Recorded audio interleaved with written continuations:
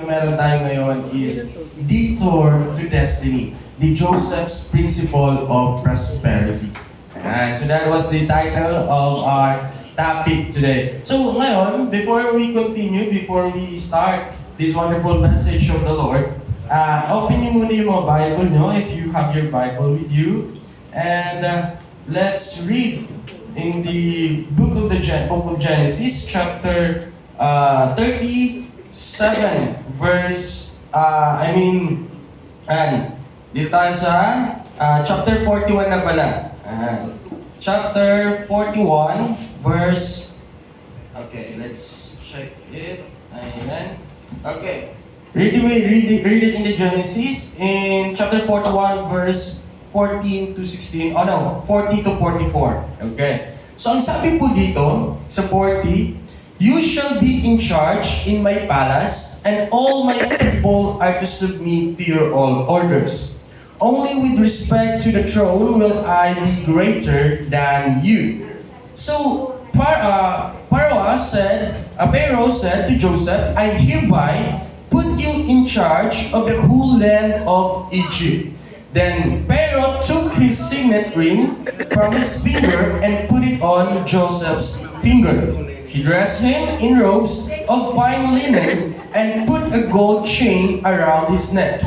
He had him ride in chariot as his second in command, and people shouted before him, "Make way!" Thus he put him in charge of the whole land of Egypt. Hallelujah. Before we continue, kindly let us pray first. Okay? Let us bow our head and let us pray. Father God, thank you so much for this wonderful day that we are here to hear your word. Lord, open our eyes, open our mind, Lord God, open our heart, Lord God, to receive the word of yours. And let the Holy Spirit, Lord, move upon the four corners of this place. Lord, we're here to give you glory, Panginoon, and let the word of yours, Lord God, Lord, shall serve as a seed in our hearts, Lord God, na magiging dahilan para ito'y mamunga at magbibigay ng transformation in our life. Thank you, Lord, and in your name we pray. In Jesus' name, Amen.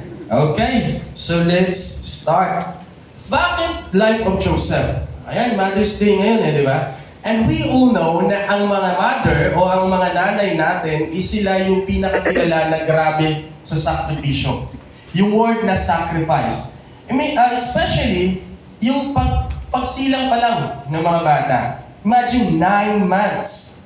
And it is not easy. Grabe na pagtitiis, grabe na pagtsatsaga, aalagaan mo ang sarili mo, hindi mo papabayaan ang sarili mo, and 9 months kang dadalhin ng nanay mo sa sinapupunan niya. Hindi yun madali. Apektado ang bawat bagay na ginagawa niya. Pag sinabing mother, unang papasok sa aking isipan is sacrifice. Ayan. Eto, bakit nga pala si Joseph ang ating pag-uusapan ngayon? We all know that in the book of Genesis is not just the book of story, but the book of Genesis is a book of principles. And we know that in the book of Genesis, we have 4 great people. Sino yun? Si Abraham, si Isaac, si Jacob, and si Joseph. Now, before ako mag-continue, alamin natin why Joseph. Among so many characters in the Genesis, why Joseph? Now, Abraham is the father of faith, right? Now, Jacob is the son of promise. And then, Isaac is the son of promise. And then Jacob is the father of 12 tribes. And Joseph, sino si Joseph? Joseph the dreamer. Ayan. Pero, alam niyo ba bakit Joseph? Kasi si Joseph lang ang nailagay sa book of Genesis sa Bible na hindi kinausap ng Diyos. He never able to have a divine encounter from God. Abraham, na-experience niya yun. God said, "Abraham, leave your place and go to the place that I will tell you." And then, si Isaac, nakausap niya rin si Lord. He has a divine encounter from God. God said to Isaac, "Isaac, I am the God of your father Abraham." And then, kay Jacob naman, sabi naman ni Lord kay Jacob, "Jacob, I am the God of your forefathers." Pero pagdating kay Joseph, wala ni isa siyang narinig na, Joseph, ganito ang gawin mo. Kung pumunta ka doon, wala. Silent ang Lord kay Joseph. So bakit si Joseph? Dahil si Joseph ang nagre-represent ng grabing sakripisyo na ginagawa rin ng mga nanay natin ngayon. And imagine, si Joseph ay kinuha sa kanyang lugar at napunta sa foreign land o hindi kanyang lugar upang magtrabaho na magtrabaho na magtrabaho. Di ba? And ganun din ang nangyayari sa ating mga nanay na narito ngayon, especially here in Hong Kong. Ngayon, simulan na natin to. Okay. So, the title is Detour to Destiny. Kasi, alam naman natin, miss na miss natin ang ating pamilya. Everyday, we want na yakapin ang ating pamilya, makipag-usap sa kanila, paglutuan sila. Minsan, nagluluto tayo para sa ating mga amo. Iniisip natin, kailan kaya ako makakauwi, mapaglulutuan ko sarili kong pamilya. Di ba? At torture yun sa atin mentally. Ako nga, namimiss yung family ko. Mas lalo kayo na ilang years nang naririto. And hindi po yun biro. Pero, those sacrifice, those hardship na yung niraranasan ngayon, meron yang naghihintay na pagpapala sa dulo. At yun ang ating aalamin ngayong umaga. Okay. This is what we call the divine process. Ayan. So first, ano ba talaga ang nangyari sa buhay ni Joseph? Meron lang tayong tatlong pag-uusapan. 3 principles in the life of Joseph. First is knowing your divine purpose. And don't forget that divine purpose. Pangalawa is you should have a fear of God. O dapat we have fear kay Lord o pagkatakot sa Diyos. Pangatlo, ito yung trust God always. Or do everything for the glory of God. Itong tatlong principle na to, ito lang ang ating tatalakayin sa buhay ni Joseph. Okay, now let us continue. Dito muna tayo sa una. Ano ba ang pinakasimula ng buhay ni Joseph? Nagsimula ang lahat dahil sa dream. Ayan. Dahil sa isang panaginip. But before that, let me introduce you kung sino si Joseph. Si Joseph is a favored son of Jacob. Paboritong anak ni Jacob. Ayan po. And, alam niyo bang si Joseph is ginawan ng balabal ng kanyang ama. Yung ang daming kulay na robe. Ayan, huwag niyo yung kakalimutan kasi importante yan. Now, let us read in chapter 37. Ayan. Chapter 37 of Genesis, verse 5 to 11. Okay? So, let's read it. Ayan. Okay. Chapter 37 ng ating Genesis.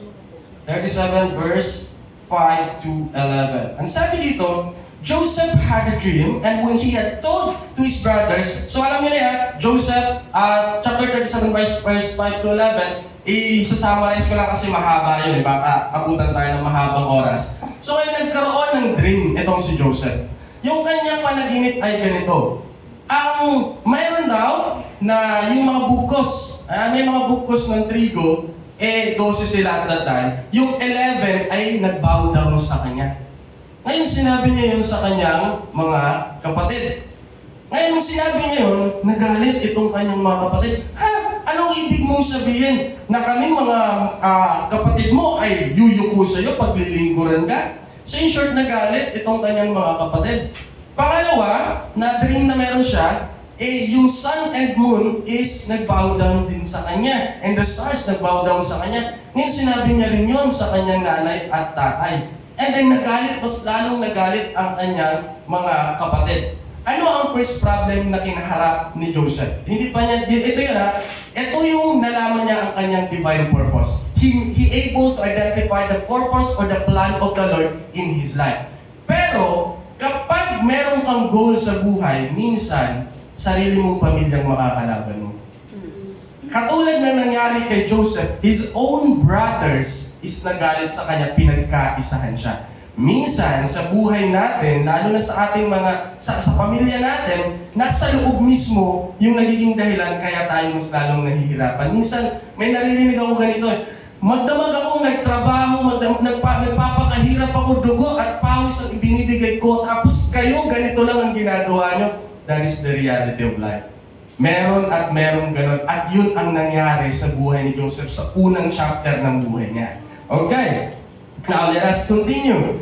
Now, here sa pag-alam ng divine purpose mo, Romans 8:28, anong sabi? And we know that for those who love God, all things work together for good for those who are called according to His purpose. And that is the quote of Paul. Alam niyo ba na yung quote na yun ni Paul is nakuha niya sa buhay ni Joseph? Kasi si Joseph, pinanghawakan niya yung divine purpose sa kanya ng Lord. That's why in every situation na kanyang naranasan, hindi siya natinag. Okay, let us continue. Ano po ba ang nangyari after ng dream na yun?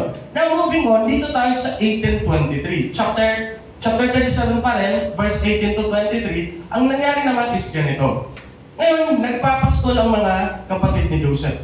Ito na. Sabi ng papa niya, okay Joseph, sabi ni Jacob kay Joseph, Joseph, sunduin mo yung mga kapatid mo doon sa pastulan. Ngayon, sinundo ngayon ni Joseph. Malayo pa lang si Joseph, eto nakita siya ng kanyang mga brothers. Eto na, yung dreamer, panaginip. Ano kaya magandang gawin dito? Sariling pamilya niya na pinagplanuhang patayin si Joseph. Unang problem ni Joseph, family problem. Kahit sa ayaw at sa gusto mo, or whether you like it or not, even inside of your family, kamag-anak mo, ay pwedeng gamitin ng dyablo para bigyan ka ng problema at pahirapan ka. Ayan, ito na nangyari. Sabi ng mga kapatid ni Joseph, patayin na lang kaya natin to. At least wala nang magiging problema sa bahay. So yan ang unang naisip ng mga kapatid ni Joseph. Pero sabi ni Reuben, ay wag, kapatid pa rin natin yan. Ihulog na lang natin siya sa balon.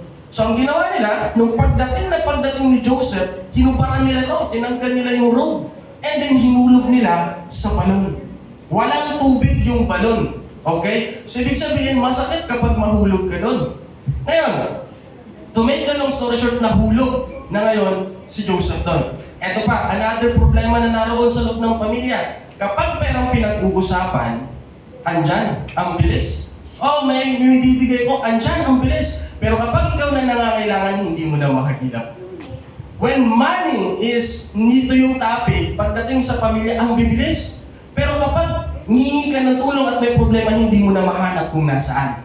Ito yung nangyari. Isa sa kapatid ni Joseph, si Judah, sabi niya, eto na lang, mayroong caravan na dumating. What if ibenta na lang natin si Joseph? At least, magkakapera pa tayo. Akalain mo, sarili mong pamilya, ibibenta ka at papagawa kang alipin.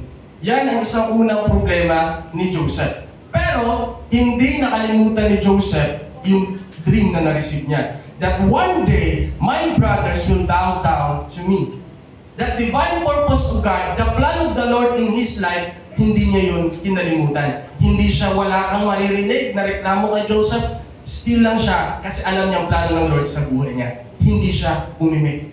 Okay? So anong nangyari nun? Kung mapapansin mo, sa verse 24 to 28, dumating yung mga papuntang yung mga caravan o para siyang chariot at binenta nila doon si Joseph. Okay? Nung binenta nila alam ng dyablo, ngayon, na born again ka, you receive the word of God. You receive a word of God o a word from God, especially nung ating anniversary. You receive the word of God or the declaration that you will receive the 100 folds of blessing. Okay? Now the enemy, the devil, doesn't want you to receive such kind of blessing. That's why he will do everything, gagawin niya ang lahat para ma-distract ka. Anong ginawa ng diablo sa buhay ni Joseph? He tried to kill Joseph. Pero hindi siya pinabayaan ng Lord. Dahil may plano ang Lord sa kanya. If you are under the divine purpose of God, walang makakagalaw sa iyo. And you are unstoppable. Okay? Sabi mo sa katabi mo, you are unstoppable. Amen. Ngayon, alam niyo ba, hindi lang isang beses pinagtangka ang patayin si Joseph. Twice siyang pinagtangka ang patayin. Pero ginagawa ng paraan ng Lord para ma-fulfill ang plano niya. Ngayon, hindi lahat ng problemang nararanasan mo ay problema. Sometimes, those struggles or problems that you're facing right now is just an instrument of God to open a new doors of opportunity. Yung iba, na-terminate sa trabaho nila para malipat sila sa mas maganda at maayos na amo. And that is one way of God to bring you from darkness to light. Sometimes, problems are not problems. Sometimes those problems are just instrument of the Lord to bring you to another doors of opportunity. Kaya huwag tayong magrereklamo kung may mga problemang dumadating sa buhay natin. James Santiago 1:2 o James chapter 1 verse 2, magalak ka kapag ikay nakakaranas ng iba't ibang uri ng pagsubok. Pagkat ang pagsubok na yan ang magiging dahilan para ikay maging matatag. Amen po ba? I know na ang dami nating problema. But si Lord never tayong iniwan at siya ang magbibigay ng solusyon sa bawat problema. Yan, ito na po. Nung pagkabenta kay Joseph, remember, yung pagkabenta kay Joseph, that is the divine commencement of God's plan. Yan ang simula ng plano ng Diyos sa buhay niya. Ayan. So, to make the long story short, si Joseph ay dinala na ngayon sa Egypt. Pero balik tayo, yung robe. Alam niyo ba na may sinisimbolo yung robe na yon? Yung palaban na binigay sa kanya ng papa niya? Si Joseph is nabuhay sa marangyang lugar dahil mayaman sila. At ang ibig sabihin ng pagpunit-punit sa mga robe na yon, sa robe na mayroon si Joseph, binabad pa nila yung sa dugo ng kambing at binalik sa tatay niya para sabihin namatay at nilapa siya. Alain mo yun, yung ginawa ng kanyang mga brothers. That robe symbolizes your comfort. That robe symbolizes na maganda ang buhay mo. And sometimes, tatanggalin ka ni Lord sa comfort zone mo. May nawawalang transaksyon, may hindi nangyaring malaking plano, may deal kang hindi nangyari, may blessing kang hindi na-receive. And sometimes, God allowed that situation for Him na mangyari yung divine plan niya para sa'yo. And the enemy can take your comfort zone, but the enemy can't take the blessing of God from you. Masira man nila yung isang bagay sa buhay mo, pero hindi nila masisira ang plano ng Diyos sa buhay mo. Amen? Kaya huwag mong pakikinggan, huwag mong iintindihin ang sinasabi ng iba. Kahit gaano pa kahirap ng buhay, don't listen to the negativity of the world. Kasi ang trabaho nila ay talaga magpadala lang na negative. Focus ka lang kay Lord. Don't focus to the problem, but focus to the Lord, the one who will give the solution to the problem. Amen? And ito pa po. And those impossible, or those things that are impossible in the eyes of men, are possible in the hands of God. Kaya, bakit ka problema? You believe God is the creator of heaven and earth? Problema mo kaya, hindi niya masusolusyonan? Give it to God, and God will give you the solution. Amen? Now, let us continue. Okay, sa verse 24 to 28, nandun na ang commencement of the divine plan. So si Joseph dinala na ngayon sa Egypt. Ayan. Nandun na ngayon si Joseph sa Egypt. Dito na tayo ngayon sa fear God. Pangalawa na tayo. Una, remember your divine purpose. Sabi mo sa katabi mo, remember your divine purpose. Ayan. Okay, who wants to receive blessing from the Lord? Amen. Who wants to receive the 100-fold blessing to the Lord? Okay, so ngayon, if you want 100-fold blessing from the Lord, then always hold on tight sa declaration na binigay sa iyo galing sa Lord. Sa ating anniversary, Pastor Bong says, you will receive. It is the mark of 100-fold blessing. It is the year of 100-fold blessing. Then every morning, claim it. Lord, I receive my 100-fold blessing. There is power in declaration. The power of your tongue is life and death. That's why every morning declare, I am blessed, I am blessed, I am blessed. And that will manifest sa buhay mo. Amen. Come on, before tayo mag-continue, let us declare it. Declare natin 3 times, I am blessed. I am blessed. I am blessed. I am blessed. Hallelujah, glory to the living God. Now, let us continue. Dito na tayo sa pangalawa, which is fear of God. Yan. So sa buhay natin, alam niyo ba na never tayong pinabayaan ng Lord? Never si Lord na pinabayaan tayo. Ngayon, nandun na si Joseph sa lugar ni Potiphar. And, sabi ko nga, sa 4 great people, si Joseph lang ang hindi kinausap ng Diyos. Pero, kung mababasa natin dito sa verse 39, o chapter 39, okay? Kung mababasa natin sa Genesis chapter 39, ayan, chapter 39, verse 1. Ayan. So, kung mababasa natin dito, anong sabi? Now, Joseph had been taken down to Egypt. Potiphar, an Egyptian who was one of the Pharaoh's official, the captain of the guard, brought him from the Ishmaelites who had taken him there. Ang identity na ngayon ni Joseph, hindi favored son, kundi slave. Imagine, from favored son to slave. Kaya kahit gaano man kahirap ng problema o kahit gaano man kahirap ng sitwasyon, huwag kang mag-alala dahil hindi ka pinabayaan ng Diyos. Amen. Ito nangyari ha. The Lord was with Joseph so that he prospered. Anong ibig sabihin nun? Ang Diyos daw ay kasama ng Diyos. Ang Diyos ay kasama ni Joseph. Ayan. Ngayon, remember in the midst of every problem, God is there.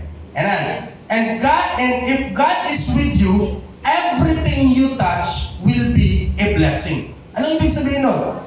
Kapag ang Diyos ay kasama mo, lahat ng mahawakan mo ay pagpapalain. Lahat ng makakasama mo ay pagpapalain. And kapag may kilala ka na talagang malakas kay Lord, dumikit ka.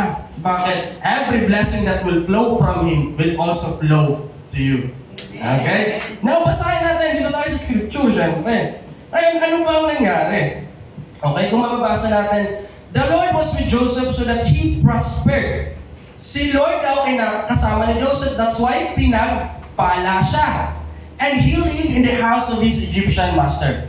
When his master saw that the Lord was with him and that the Lord gave him success in everything he did, Joseph found favor in his eyes and become his attendant. Ayan. So anong nangyari po dito?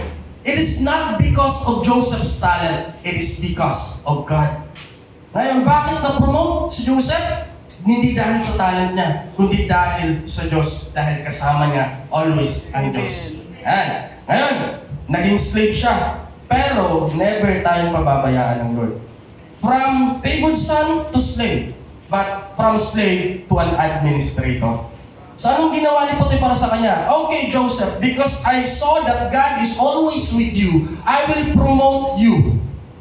I will make you the administrator of everything that I have except for my wife. Ganon ang sinabi ni Potiphar kay Joseph. So siya na ngayon namamahala sa lahat. Remember, sa gitna ng problema, never ka iniwan ng Diyos. Kapag sobrang bigat na ng problema, huwag mong sasabihin, nasaan ng Diyos? Kasi ang Diyos never kang iniwan, tayo lang ang nakakalimot. Kapag may problema, huwag kang lalayo sa church. Pastor, di mo na ako magsisimba, may problema ako eh. Pastor, pasensya na, hanapin ko muna sarili ko. Ha? Hanapin ang sarili mo, mahahanap mo bang solusyon sa problema mo kapag hinanap mong sarili mo? Hallelujah, glory to God.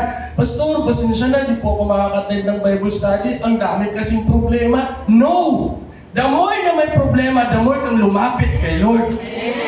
Kasi, sino magbibigay ng solusyon sa problema mo? Si Satanas? Si Lord dapat lumapit ka kay Lord. Lumapit ka sa church. The more you have problem, the more you kneel down and pray. The more you have problem, the more you go to church. Hindi, kapag ang dami ng problema, lumalayo ka hanggang sa hindi ka na makakila at ang hirap mo nang bumalik. Di ba? Kasi tayo ay parang mga baga. Alam niyo yung baga? Yung stone na mainit. Kapag nagsama-sama, ay lalong nagliliyab. Pero kapag hiniwalay mo yan, yes, sobrang init yan for a while. But after an hour, after a day, after a week, mawawala yung init na yun hanggang sa manlalamig at manlalamig ka na. That's why if you have a problem, huwag kang lalayo, mas lalo kang didikit sa kay Lord. Amen? So sabi mo sa katabi mo, huwag kang mawawala ha. Amen. Now, let us continue. Okay. So ano po ang nangyari dito? So, at that time, eto na. Na-promote na ngayon si Joseph eh. Pero, every blessing na ma-receive mo, itetest ka ni Lord. Sa bawat pagpapalang na ma-receive mo, bawat breakthrough, bawat promotion na ma-receive mo, huwag kang magpakakampante. Huwag tumaas yung ego mo. Always humble yourself. Anong nangyari? Administrator na si Joseph. Ang sabi dito, ayan, now Joseph was well-built and handsome. And after a while, his master's wife took notice of Joseph and said, "Come to bed with me." Eto na. Nakita ngayon ng asawa ni Potiphar na ang gwapo ni Joseph. Ayun, anong sabi ni asawa ni Potiphar kay Joseph? Joseph, sipingan mo ako. Ngayon, nagkagusto sa kanya ang asawa ni Potiphar. In the midst of prospering, o sabi nga, in the midst of success, o in the time of success, itetest ka talaga ng kaaway. Meron talagang temptation kasi ano bang gagawin ng kaaway? To devour the blessings that you have right now. So wag mong hahayaan na nakawin ng kaaway ang pagpapalang ibinigay sa iyo. Paano nananakaw ng kaaway ang mga pagpapala? Sa mga kasalanan ibinibigay o temptation ibinibigay ng kaaway. Eto na. Anong nangyari dito?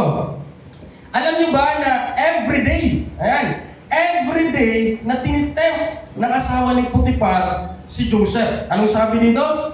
But he refused. With me in charge, he told her, my master does not concern himself with anything in the house. Everything he owns, he entrusted to my care. No one is greater in this house than I am. My master was withheld nothing from me except you.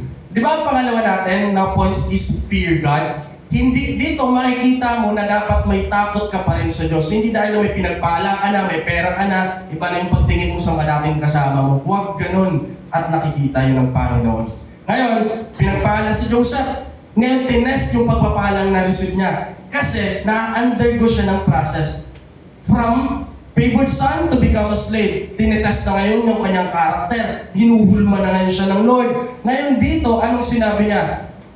Pinagkatiwala sa akin ni Potiphar ang lahat maliban sa iyo. At anong sabi niya? Hindi ko magagawa yung pinupropose mo. Katakot-takot na kasalanan ang gagawin ko pag ginawa ko yan. Ako'y may takot sa Diyos. Amen. Yun ang sabi ni Joseph. Ano sabi niya? Okay, basahin natin. Ano sabi niya dito? Sabi niya, how then could I do such wicked thing and sin against God? And though she spoke to Joseph day after day, he refused to go to bed with her, even be with her. Eto na, everyday kinakalabit si Joseph, Joseph, sipingan mo ako. Everyday siya nilalandi ng asawa ni Potiphar. Pero tumatakbo si Joseph, hindi ko magagawa yan, may takot ako sa Diyos. Yung ating mga, sino ba may kilala ba tayo dito na kapag may temptation, tumatakbo palayo o tumatakbo pa bante? Diba? So dapat, pag may temptation, takbo. There's a big difference between temptation and trials. When there is temptation, run. But if there is a trial, face it. Pag yan ay trial, harapin mo. Kasi sabi ng Corinthians, wala pang mga pagsubok na hindi rin naranasan ng ibang tao. At tapat ang Diyos na hindi ka hahayaang subukin na lagpas sa kapasidad mo. At siya pa ang magbibigay ng solusyon para malampasan mo ito. Amen? Now, if that one or that situation is a trial, face it. But if that is a temptation, run from it. Alam mo na, nakasalanan yan. Ay, tinetest lang ako ni Lord, kaya ko to, sige, lumikit ka pa ng lumikit. Tumakbo ka na, temptation yan, that is not a trial. And Joseph was able to identify the difference between trial and temptation. And when the wife of Potiphar seduced him to make love with him, he ran from her. Hindi siya lumapit. Kasi ano, pwede naman yan. Ay, wala naman dito si boss. Sige, isa lang. At saka ako naman ang administrator. Kung ginawa yun ni Joseph, naku, katakot-takot na consequences ang mangyayari sa kanya. But Joseph knew the principle of the Lord. That's why he ran. Pero, this is the reality. Ginawa mo na ang tama. Tinulungan mo na lahat-lahat. Pero ang huli, ikaw pa rin ang mali. Inalalayan mo, tinulungan mo, inassist mo, sinuportahan mo, pero sa bandang dulo, siya pang may lakas ng loob para siraan ka at gawin ka na di maganda. Tama? That is the reality. At yun ang nangyari kay Joseph. Pinakain mo, sinustentuhan mo, pero pagpunta mo, pagdating ng dulo, ikaw pa, siya pa yung may ganang sumbatan at sabihan ng mga di magandang bagay at ng kung ano-ano. Minsan that is the reality of life. Ngayon, eto na. Magpipray tayo, Lord, sinunod ko yung plano mo, sinunod ko yung word mo. Pero bakit ganito nangyari sa buhay ko? Huwag kang mawala ng pag-asa because that is one of the process of the Lord for you to reach the divine plan of God. Okay, ngayon, eto na. Dahil ayaw ni Joseph na maksipingan ang asawa ni Potiphar, nangyari itong isang sitwasyon. Natagpuan ng asawa ni Potiphar si Joseph. Nakarob, ayan, naliligo, parang gano'n. Ngayon, gano'n pa rin. Joseph, tara na, wala dito si boss mo. Ganito, ganyan. Syempre, alam ni Joseph yung prinsipyo. Tumakbo si Joseph, kaso nahawakan ni Potiphar yung kanyang malaban, yung kanyang robe. At tumakbo si Joseph na hubad. Ngayon, alam niyo ba ang ginawa ng asawa ni Potiphar? He framed Joseph. Ngayon, nang dumating si Potiphar, sabi ng asawa ni Potiphar, "Oh, ito, yung Hebreo yung dinala mo dito, munti ka na akong rapin." There are times na sa paggawa, ginawa mo naman yung mabuti, sinunod mo si Lord, pero sisirahan ka pa rin ang nasa paikot mo. Ginagawa mo ang journey mo o ginagawa mo yung mga trabaho mo kay Lord, pero meron talaga sa paikot mo sa surroundings mo na gagawa ng mga bagay na di tama sa'yo. Minsan gagawa ka pa ng istorya na ikakasama mo. But trust God. Anong ginawa ni Joseph? Hindi siya nagreklamo. Anong ginawa ni Potiphar? Galit na galit siya. Bakit mo yung nagawa sa aking asawa? Binigay ko sa iyo yung ganitong trabaho, pero ito, ginawa mo to, ano nangyari? Kinulong ngayon si Joseph na walang kasalanan. Sometimes we face things or sabi nga, problems na hindi naman tayo yung naging dahilan. But trust God kasi may plano si Lord. Okay? Now, diretso tayo. Anong nangyari? Si Joseph ngayon ay napunta ngayon si Joseph sa kulungan. Ayan. So, anong nangyari doon? Doon na tayo sa pangatlo. Kung saan, dito na dapat trust God. Di ba? Anong meron doon sa una? Una, fear God. Within that, mayroong temptation. And then after the temptation, there will be a false accusation. And then dito tayo sa pangatlo, trust God. Si Joseph, napunta na ngayon sa kulungan. Ngayon, nung nandun na siya sa kulungan, problema na naman yun, tama? Wala kang kasalanan pero nakulong ka. Anong iisipin mo ngayon? Pero wala kang maririnig na negative from the mouth of Joseph. Pero, sabi nga, if God is with you, everything you touch will be a blessing. Amen. So anong nangyari? Dahil ang Diyos ay kasama ni Joseph, nakita yun ng warden, ng captain o nung namamahala sa prison. And anong ginawa ng warden kay Joseph? I saw that God is with you. That's why I will make you the administrator of the prison. Ngayon, again, na-promote na naman si Joseph. So, tinanggal si Joseph doon sa lugar ni Potiphar, nilagay sa kulungan, problema kung titingnan, pero hindi siya pinabayaan. Ginawa na naman siyang administrator ng kulungan. Anong ibig sabihin nun? Never tayong iniwan ng Diyos. Amen. Ang Lord ay laging nakababa ang kamay na, eto aking kamay, abutin mo. Ang Lord ay hindi bulag para makita ang sitwasyon mo. Ang Lord ay hindi bingi para hindi marinig ang bawat panalangin mo. Alam ng Lord ang bawat patak ng luha mo. Bilang ngayon, huwag kang magdududa, huwag kang magdadalawang isip. Kayang-kaya niyang solusyonan anumang klase ng problema. Ngayon, eto na. Nakulong si Joseph. Dito na, ito na yung tinatawag na, ito na yung sinasabi na preparation. Ito na yung sinasabi na nagluluto na si Lord. Malapit nang maluto kung bumubukal na yung tubig. Ito na yung situation na yun. Anong nangyari?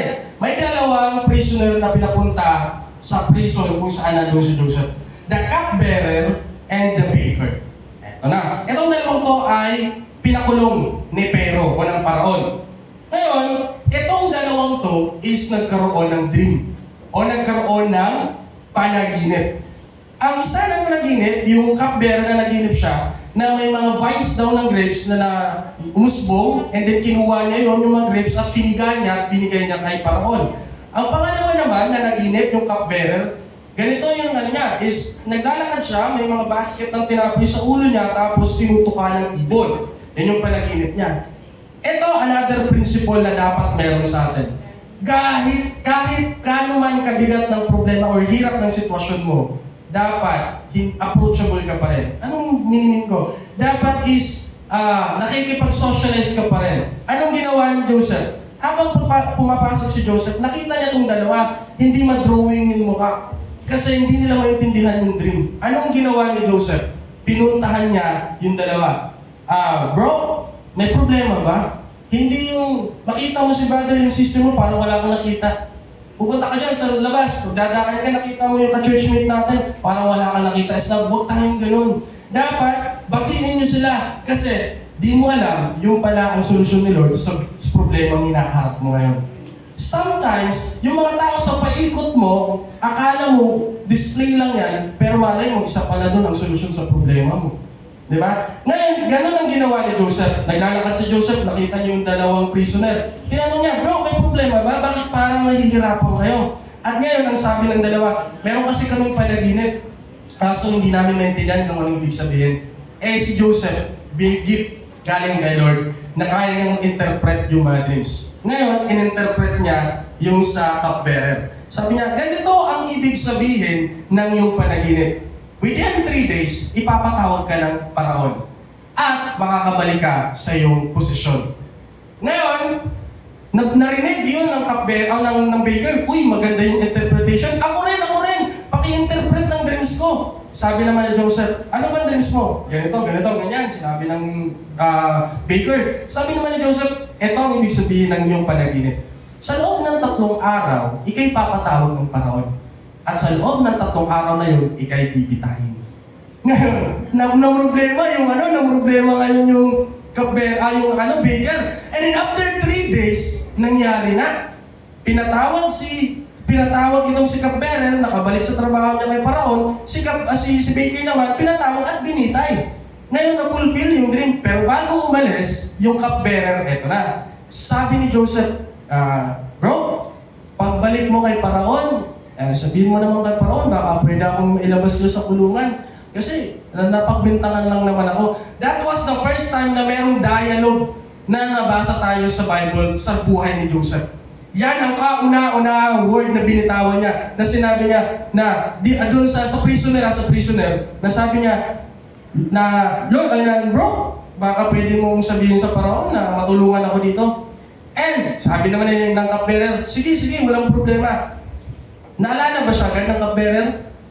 Hindi. Nakalimutan siya ng cupbearer. 2 taon siyang naghintay bago naalala ng cupbearer na meron pala siyang nakasama sa kulungan na nakakapag-interpret ng dream.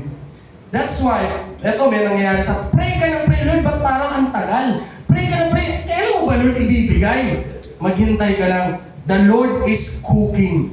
Niluluto niya yung mga bagay na dapat niyang ibibigay sa'yo. Kasi kung ibibigay niya yan sa'yo ng hilaw pa, hindi mo mapapakinabangan. Niluluto niya yung pagpapala mo na the moment na ibuhos niya sa'yo, talagang lasap na lasap mo at mai-enjoy mo. Kasi kung ibigay niya yan sa'yong hilaw pa, ikaw lang din ang mamumroblema. Di ba? So ngayon, eto na. Nagkaroon ng dream ang Paraon. At sa dream ng Paraon, may 7 bakang malulusog. At may 7 bakang mga payat. Kinain ng 7 bakang payat yung 7 bakang malusog. Pero yung 7 bakang payat, hindi tumaba. Another naman is may 7 bugkos ng mga trigo ba yun? Na matataba. And then may 7 bugkos naman na hindi matataba. Kinain. Ngayon, inabsorb yung mga matataba. Pero hindi rin tumaba. Ngayon, hindi pinatawag ng Paraon. Okay, lumapit dito lahat ng mga wise men. Asan kayo? At interpret nyo itong dream na to. Pero hindi ma-interpret ng mga wise men. Ngayon, doon pa lang siya naalala nung cupbearer. Ay, Paraon, meron pala akong namit doon sa kulungan na nakakapag-interpret ng dream. Doon pa lang naalala si Joseph. And imagine, 2 years. And na-receive ni Joseph yung dream, 17 years old. And then, naipatawag siya, anong edad niya na? Halos 22 years bago na-fulfill yung kanyang dream. Anong ibig sabihin nun? Nung pinatawag na si Joseph, nandun na, sabi ng Paraon, okay, Joseph, sabi nakakapag-interpret ka daw ng mga dreams. Opo, nakakapag-interpret ako. Pero ito na, trust God always. Bakit ano ibig sabihin dito? Anong sabi ni Joseph? Hindi ako ang magbibigay sa iyo ng favorable answer. It is God always. So ano ibig sabihin nun? Never mong ibigay yung glory sa iyo. Always give glory to the Lord. Ayan. So ano nangyari? Na-interpret ni Joseph yung dream ng Paraon. And, sa binasa natin, sabi ng Paraon, you will receive this position. Ikaw ang mamamahala sa buong Egypt. Ikaw ang magiging second in command. Anong ibig sabihin nun? Na-receive na ngayon ni Joseph ang divine promotion na from slave into the governor. Ano ibig sabihin? Sa gitna ng problemang nararanasan mo at paghihirap, hindi yan lingid sa kalaman ng Diyos. Alam yan ng Lord. Huwag kang mag-alala sa gitna ng problema mo, ang Lord ay prepare para sa iyo. Magtiwala ka lang sa Lord. Amen? Okay, so let us all stand. Let us pray.